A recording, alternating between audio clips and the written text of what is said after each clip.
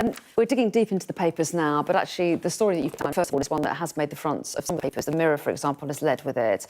And this is the death of Keir Starmer's younger brother. That's right. We had Sir Keir Starmer paying tribute to his brother Nick yesterday, and Tom Baldwin, who wrote the biography of Sir Keir Starmer, has written a piece in the Times today. And he picks out a couple of sort of really key moments that, that Sir Keir Starmer has spoken about his brother in recent years, and mentions his party conference speech. And one thing that he says is that the family, or Sir Keir Starmer's family, always say that Nick, the brother who had learning difficulties, always did achieve as much as Sir Keir Starmer. So where we see Sir Keir Starmer being Prime Minister and big jobs in public office, that his brother, who achieved qualifications as being a car mechanic and an evening school, achieved just as much. So the family did always sort of celebrate his achievements just as much as Sir Keir, who obviously has become Prime Minister. That's really interesting, and he described him as a wonderful man, didn't he, in a very moving tribute. And Tom Baldwin also talks about how he visited him in hospital but didn't want any attention for that, didn't want any cameras or microphones, didn't want people to think that he was using it somehow politically. Yeah, I mean, it's a really moving story. You know, he had a very tough life, as Keir Starmer is quoted as saying in the biography, and his brother worked in a scrapyard. You know, they grew up in a 3-bed house, and Keir Starmer shared bunk beds with his younger brother, Nick. There were 6 of them in the 3-bed house. So, you know, it is also a reminder of his very ordinary background that he comes from. And I think on a level of people in public life, it's a reminder that they have these incredible jobs and pressures. And I think we forget the tough life that, you know, the humanity of them. I recall a couple of years ago, Boris Johnson's mother died when he was Prime Minister, and he was at PMQs the next day. You know, Keir Starmer is at Chequers. He didn't go on the family holiday he was meant to be. And last time he was due for a holiday, there were the summer riots. And you don't get a day off, but, you know, in a few days he'll be back in front of public life. And I think it must be extremely difficult for people in that public life to cope with these moments. Yeah, deal with the huge tragedies while having a very important job to get on with, yeah. Let's move on, Benjamin. You picked out the front page of The Eye to talk about, and it's quite a startling headline, this. Water firms are fined just £2 by Watchdog despite record sewage levels. Yeah, and the fines weren't even related to sewage, I don't think. Exactly. So Ofwat is the regulator, and they can fine for sewage, for failing to keep up the infrastructure, for all sorts of things.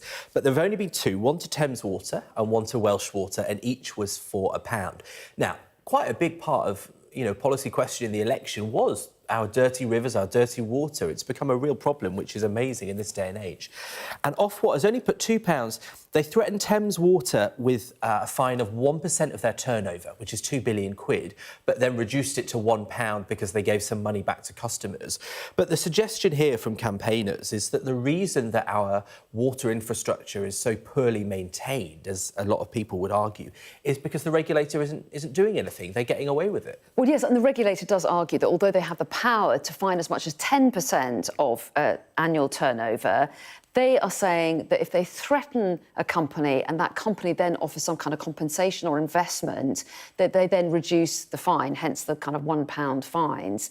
They would argue that that is making a difference. Yeah, I think the trouble is it's the public perception. You see all this raw sewage being dumped into whether it's rivers, lakes or reservoirs, and it's all very well that the compensation going back to the customers, but I think on the other hand, the regulator has to look tough. And if they're not looking tough, I think public confidence in that regulator may suffer.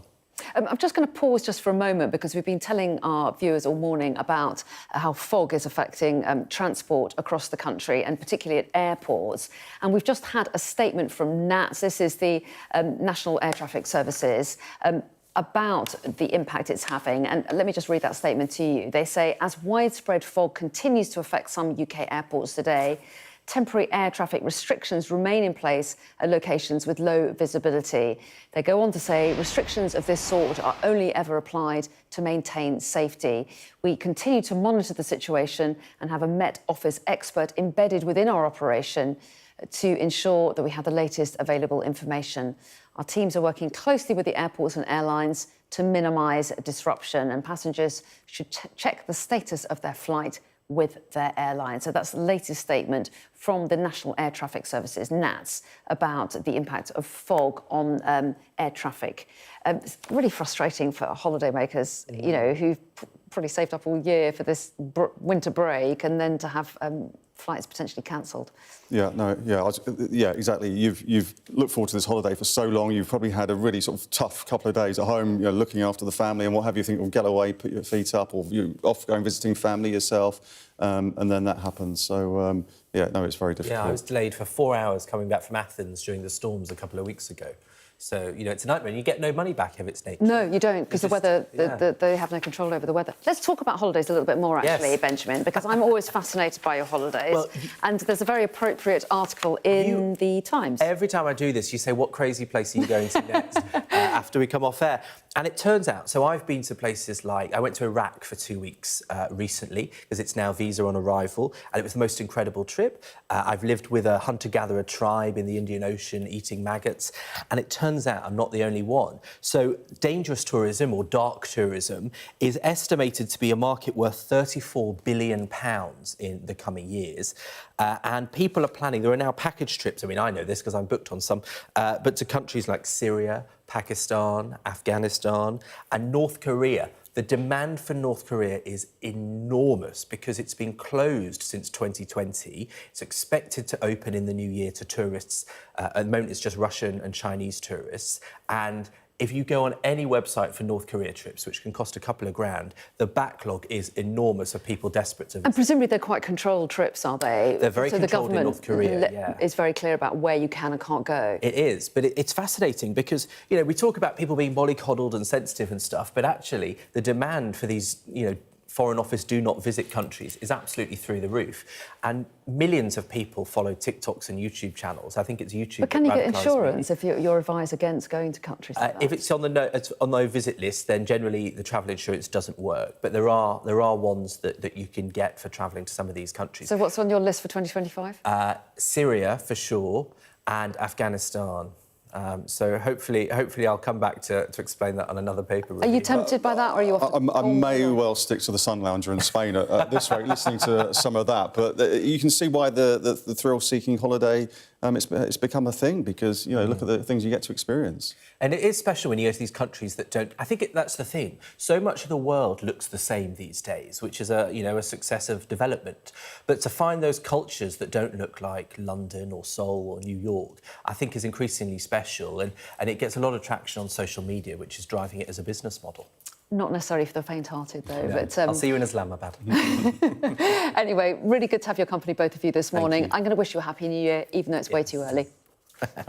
Happy New Year.